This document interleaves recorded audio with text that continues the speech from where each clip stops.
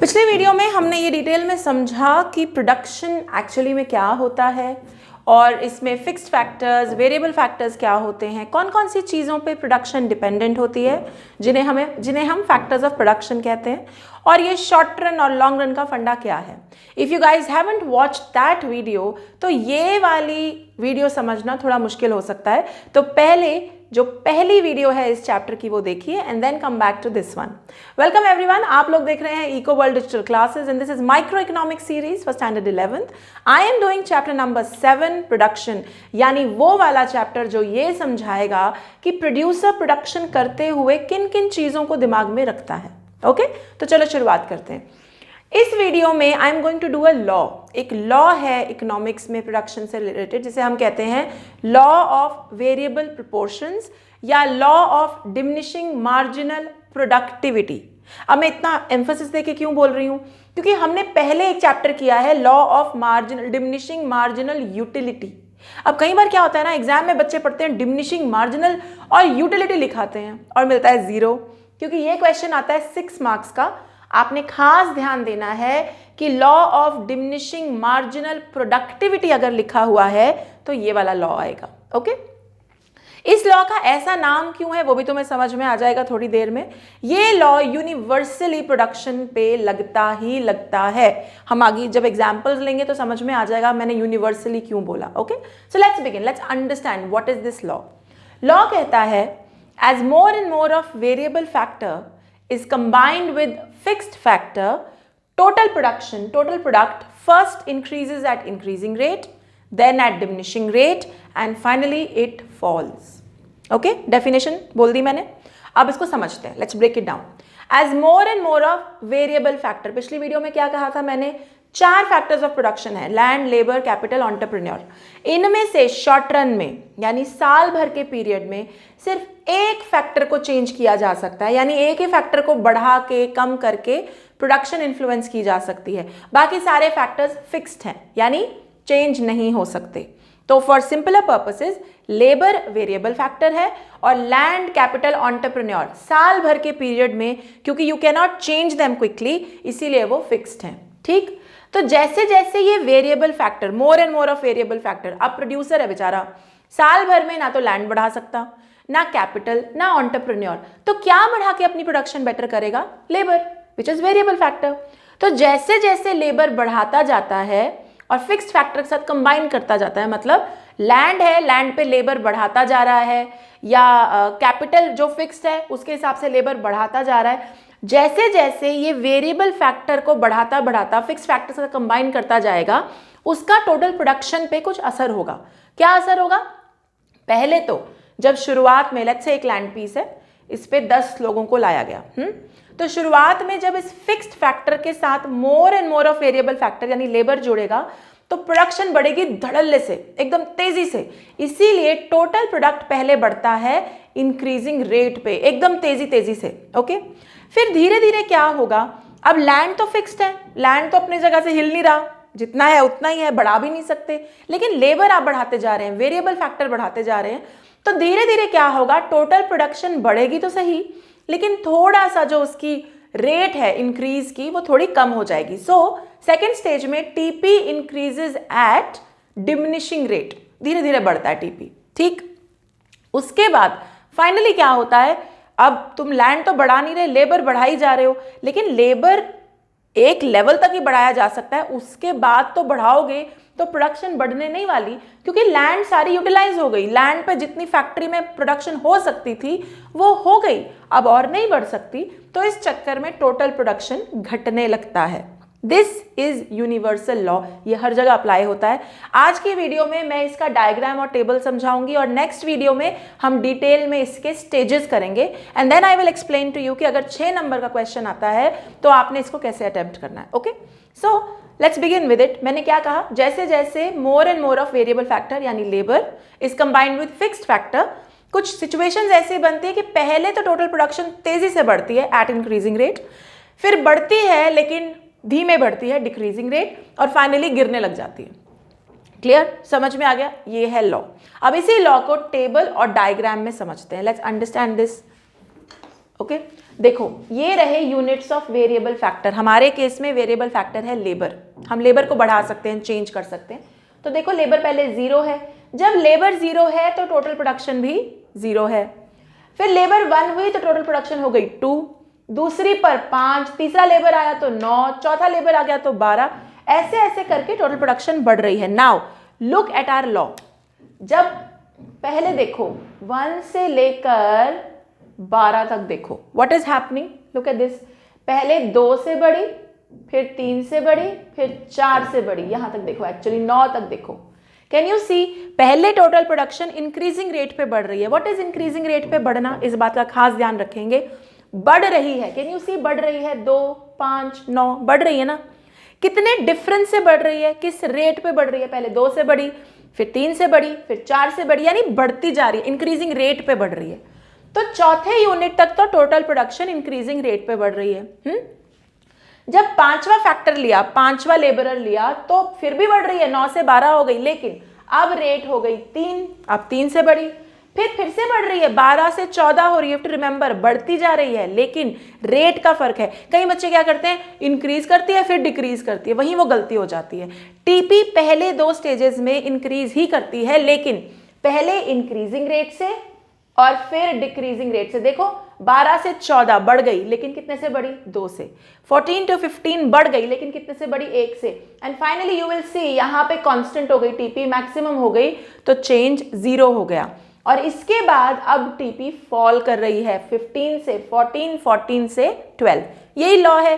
So law को अगर table के हिसाब से देखें, what is the law, as more and more of variable factor is combined with fixed factors, TP first increases at increasing rate, then at decreasing rate, finally it falls, घट जाती है। Okay अब इसी के कॉरस्पॉन्डिंग मार्जिनल प्रोडक्ट, पिछली video में समझाया था मार्जिनल प्रोडक्ट क्या है।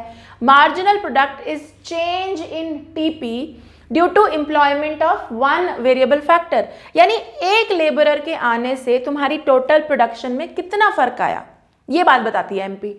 अब देखो ना, पहला वाला एमपी तो हम निकाल नहीं सकते, क्योंकि एमपी का फॉर्मूला है change of TP by change of Q, where TP is this column and Q is this column. ठीक, तो पहला वाला तो निकाल ही नहीं सकते, चेंज इन क्यू है ही नहीं, कुछ कहां से निकाले।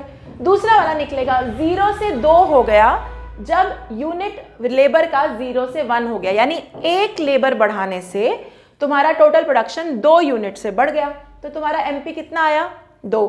ऐसे ही 2 से 5 हुआ टीपी जब लेबरर्स 1 से 2 हुए, तो यानी तुम्हारा एमपी कितने से बढ़ा, 3।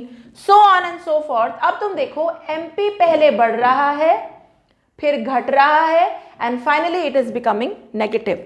तो लॉ क्या कहता है, अब लॉ को तुमने लिखना है both from TP and MP point of view. ये डिमिनिशिंग मार्जिनल प्रोडक्टिविटी का लॉ है, तो एमपी को रेफर करना is very important. So what is the law, जैसे जैसे variable factor read labour is added to fixed factor, read other factors like land, capital, entrepreneur, तो TP महाशय पहले बढ़ेंगे इंक्रीजिंग रेट पे, फिर बढ़ेंगे डिक्रीजिंग रेट पे, फाइनली घट जाएंगे। ठीक है, उसके बाद एमपी महाशय कॉरेस्पॉन्डिंग टू दिस सिचुएशन, एमपीजी पहले बढ़ेंगे लेकिन पॉजिटिव रहेंगे, फिर घटेंगे लेकिन फिर भी पॉजिटिव रहेंगे, फिर 0 होंगे, and finally it will become negative. ठीक है, अब इसका कारण क्या है, क्यों टीपी पहले बढ़ता है फिर घटता है, ये मैं जब स्टेजेस की वीडियो करूंगी, जो कि नेक्स्ट वीडियो है, उसमें मैं डिटेल में समझाऊंगी। और 6 नंबर के क्वेश्चन में स्टेजेस बनाकर ही आंसर अटेम्प्ट करना होता है, और कॉजेस की एक आधी लाइन भी समझानी होती है। Okay, let's move forward. अब डायग्राम ड्रॉ करते हैं। ये वाला एक्सेस टीपी एमपी का, ये वाला एक्सेस यूनिट्स का।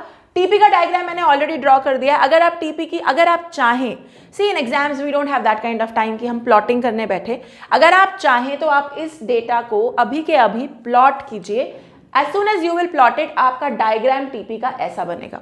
ठीक है, सो ये टीपी का कर्व है। अब बनाते हैं एमपी का कर्व। एमपी का कर्व पहले बढ़ता है, इट इंक्रीजेस फर्स्ट, क्यों, 2, 3, 4 बढ़ रहा है ना, तो पहले एमपी का कर्व बढ़ा, फिर एमपी का कर्व घटता है लेकिन पॉजिटिव एक्सिस में ही रहता है, यानी एमपी अभी भी पॉजिटिव ही है। फाइनली वो 0 होता है और फिर नेगेटिव।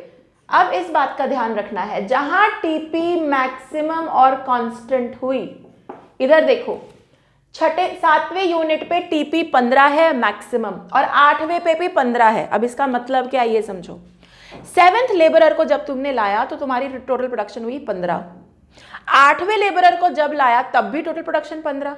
अब तुम बताओ 7वें से 8वें लेबरर लाने का तुम्हें कोई फायदा हुआ?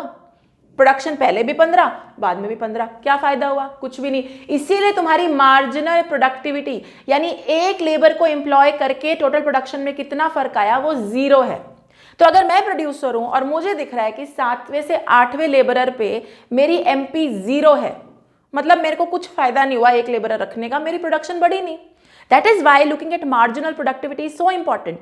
एज ए प्रोड्यूसर मैं मार्जिनल प्रोडक्टिविटी के डेटा को ही देखती हूँ। मुझे क्या करना, जैसे ही 0 और जैसे ही नेगेटिव होने लगेगा मतलब मेरा बंटाधार हो गया, मतलब मेरा वेरिएबल फैक्टर बढ़ाने से भी प्रोडक्शन नहीं बढ़ रही है, उल्टा नुकसान हो रहा है, प्रोडक्शन घट रही है। This is what it means. So in the diagram also जब टीपी मैक्सिमम कांस्टेंट होता है, जहां पे टीपी मैक्सिमम कांस्टेंट हो रहा है उसका क्या मतलब है कि टीपी वहां से रुक गए, प्रोडक्शन बढ़ नहीं रही, वहां पर ही आप एमपी के कर्व को एक्सिस से टच करवाएंगे, क्योंकि उसका मतलब है that MP is equal to 0। ठीक जहां पे टीपी मैक्सिमम कांस्टेंट है उसी की सीध में MP is going to be 0, क्योंकि इनके टेक्निकल मीनिंग्स होते हैं, ये रैंडम डायग्राम्स नहीं है। मैंने बहुत बार बताई है ये बात, these are not random diagrams, इनके लॉजिक्स हैं जो मैंने तुम्हें अभी समझाया। फाइनली जब एक बार MPG 0 हो गए, मतलब आप लेबरर एम्प्लॉय तो कर रहे हैं लेकिन आपकी प्रोडक्शन में कोई फर्क नहीं आ रहा, उसके बाद अगर आप और बेवकूफ़ी करके लेबरर रखेंगे तो भी आपकी प्रोडक्शन बढ़ने नहीं वाली, घटने लगेगी। लुक एट द टेबल, 15 पे मैक्सिमम कांस्टेंट हो गया, फिर 14 एंड 12 हो गई प्रोडक्शन, यानी घटती जा रही है, जो डायग्राम में हमारे इस फॉल से दिखेगी और MP नेगेटिव से दिखेगी। समझ में आ गया? अब ये जो है ना, this point is known as point of, एक मिनट, ये चलो मैं अगली वीडियो में डिटेल में समझाऊंगी, जब स्टेजेस करूंगी ना तब पॉइंट ऑफ इन्फ्लेक्शन समझाऊंगी। अभी फिलहाल के लिए इतना समझो, this is stage 1, stage 2, stage 3। Stage 1 में क्या हुआ, TP increases at increasing rate, MP also increases. Stage 2 में TP increases at decreasing rate, बढ़ तो रही है TP लेकिन decreasing rate पे, and MP falls but is positive. And finally TP falls in the third stage and MP is negative, and third stage is not where you would want to be as a producer. यानी अगर तुम ये law पढ़ रहे हो और कल को फैक्ट्री चलाते हो तो तुमने इकोनॉमिक्स पढ़ी हुई है, तुम्हें पता होना चाहिए कि तुम्हारा TP मैक्सिमम कांस्टेंट जहां हिट हो गया, जहां कैपेसिटी हिट हो गई, उसके बाद वेरिएबल फैक्टर बढ़ाने का भी कोई फायदा नहीं है, प्रोडक्शन बढ़ने नहीं वाली, MP is going to get into 0 and negative. Clear? All clear? That's the law, diagram and table. अब इस लॉ के कुछ अजम्पशंस हैं, पहले भी मैंने कई बार बताया है, अजम्पशंस इसलिए लेने हैं क्योंकि इकोनॉमिक्स के लॉज एब्सोल्यूट नहीं होते, हर जगह एक ही तरीके से नहीं लगते, तो कुछ चीजें हमें मान के चलना पड़ता है कि ये होगा तब ये लॉ लगेगा। तो पहली अजम्पशन, एक फैक्टर वेरिएबल अदर्स कांस्टेंट, यानी सिर्फ एक फैक्टर आप शॉर्ट रन में कर सकते हैं चेंज, बाकी फैक्टर्स नहीं चेंज कर सकते। 4 में से सिर्फ एक फैक्टर लेबर वेरिएबल है, बाकी सारे fixed. Second, all factors are equally efficient. अब इसका क्या मतलब हुआ? इसका मतलब है तुम लेबर एक के बाद एक हायर कर रहे हो, वेरिएबल फैक्टर चेंज कर रहे हो, वो सारे एक जैसा काम करते हैं, उनकी जो कैपेसिटी है वो इक्वली एफिशिएंट है, एक जैसा काम करते हैं। अब ये ट्रू होना क्यों जरूरी है? मान लो तुमने एक ऐसा बंदा हायर किया जो 10 बंदों जैसा काम करता है, तो TP बढ़ जाएगा, और फिर तुमने एक ऐसा बंदा काम किया जो एक बंदे का भी काम नहीं करता, तो TP घट जाएगा। तो जो हम ये लॉ बता रहे हैं, पहले बढ़ेगा फिर डिक्रीजिंग रेट पे बढ़ेगा फिर घटेगा, that will not hold true, वो गड़बड़ा जाएगा। इसीलिए हम ये अज्यूम कर रहे हैं कि जो लेबर आ रहा है, वेरिएबल फैक्टर चेंज हो रहा है, वो एक जैसे हैं, दे आर इक्वली एफिशिएंट, एक जैसा काम करने वाले अगर होंगे तो ही ये लॉ ट्रू होल्ड करेगा, वरना नहीं करेगा। अगर कोई एक ऐसा बंदा आ गया कि जिसने TP दौड़ा दी तो ये लॉ गड़बड़ा जाएगा, या कोई ऐसा आ गया जिसने उड़ा दी तो भी गड़बड़ा जाएगा। Okay. Third, no change in technology, technology is constant, क्योंकि जहां टेक्नोलॉजी बढ़ती है वहां ये लॉ चेंज हो जाता है। मान लो तुम्हारा सेकंड स्टेज सेट इन हो रहा है, तुमने टेक्नोलॉजी चेंज कर दी, तो वापस से सेकंड स्टेज तो आएगी ही नहीं, पहली स्टेज पे वापस चले जाओगे। मेरी बात समझ रहे हो? आई रन अ फैक्ट्री, मेरे पास मशीन है, मेरी मशीन सेकंड स्टेज में जाने वाली है, यानी डिमिनिशिंग रिटर्न्स में जाने वाली है, यानी मेरी प्रोडक्शन डिक्रीज होने वाली है, rate of increase in production is decreasing, अब कम होगी। मैंने टेक्नोलॉजी बदल दी, मैंने फैक्ट्री मशीन अपग्रेड कर दी, तो मेरी सेकेंड स्टेज थर्ड स्टेज आएगी ही नहीं, I will go back to first stage, तो मेरा लॉ नहीं लगा। इसीलिए टेक्नोलॉजी को हम कांस्टेंट अज्यूम करेंगे। Okay, third thing, short run चल रही है, मैंने पहले ही कहा था पिछली वीडियो में, 12th स्टैंडर्ड की माइक्रो में production is done in short run. हम साल भर के लिए पढ़ रहे हैं, ग्रेजुएशन फर्स्ट ईयर हिट करते ही आप लोग इसका लॉन्ग रन पढ़ेंगे। ओके, नेक्स्ट फिजिकल यूनिट्स की बात हो रही है। जो टीपी है, TP is measured in physical units, मतलब एक चीज, दो चीज, तीन चीज, यूनिट्स की बात है, पैसे की बात नहीं हो रही। And finally possible to vary proportions. अब इसका क्या मतलब है, लेट्स अंडरस्टैंड दिस। लैंड और लेबर, दो फैक्टर्स ले लेते हैं। लैंड फिक्स्ड है अपना, लेबर वेरिएबल है। तो अब लैंड तो अपना फिक्स्ड है, एक यूनिट लैंड का, एक यूनिट लेबर का। फिर लैंड तो फिक्स्ड है, बढ़ा तो सकते नहीं, तो वही एक यूनिट लैंड का, दो यूनिट लेबर के। फिर लैंड फिक्स्ड है, नहीं बढ़ा सकते, लेकिन लेबर तो बढ़ा सकते हैं ना। तो देखो ना, हमारा जो प्रोपोर्शन है, the proportion in which fixed and variable factor will be combined, उसको वेरी करना, मतलब उसको चेंज करना पॉसिबल है। हो रहा है ना तुम्हारे सामने, 1:1, 1:2 बन रहा है, फिर 1:3 बन रहा है, फिर 1:4 बन रहा है। क्यों? क्योंकि लैंड तो फिक्स्ड है, फिक्स्ड फैक्टर फिक्स्ड है, उसको नहीं बढ़ा सकते, लेकिन वेरिएबल फैक्टर को तो बढ़ा सकते हैं ना। इसीलिए हम कहते हैं कि शॉर्ट रन में, प्रोडक्शन फंक्शन में प्रोपोर्शंस को वेरी करना, किसके बीच का प्रोपोर्शन, फिक्स्ड और वेरिएबल फैक्टर के बीच के प्रोपोर्शंस को वेरी करना पॉसिबल है। और ये आखिरी अजम्पशन है। अब मुझे नहीं पता तुम्हारे स्कूल्स में कैसे पढ़ाते हैं, कितना डीप पढ़ाते हैं, बट मेरी अंडरस्टैंडिंग से ये सारा तुम्हें समझ में आना बहुत ज़रूरी है, not only from exam point of view but from the coming years ahead. Graduation में जो बच्चे 11वीं 12वीं में इकोनॉमिक्स ढंग से नहीं पढ़ते, वो अपना माथा मारते हैं if you continue in commerce और इन इकोनॉमिक्स ऑनर्स, ओके, या इकोनॉमिक्स की स्ट्रीम में अगर आप जाते हैं। ओके, सो इनको ध्यान से समझिए। In case there is something that you don't understand, you have to ask me. Okay, I hope now this is clear, the law basics clear है। और अगर आप लोग मुझे यूट्यूब पे देख रहे हैं तो like, share, subscribe and comment करना बिल्कुल मत भूलिएगा। Till then stay tuned, next video will be all about stages of the same. Bye bye, take care.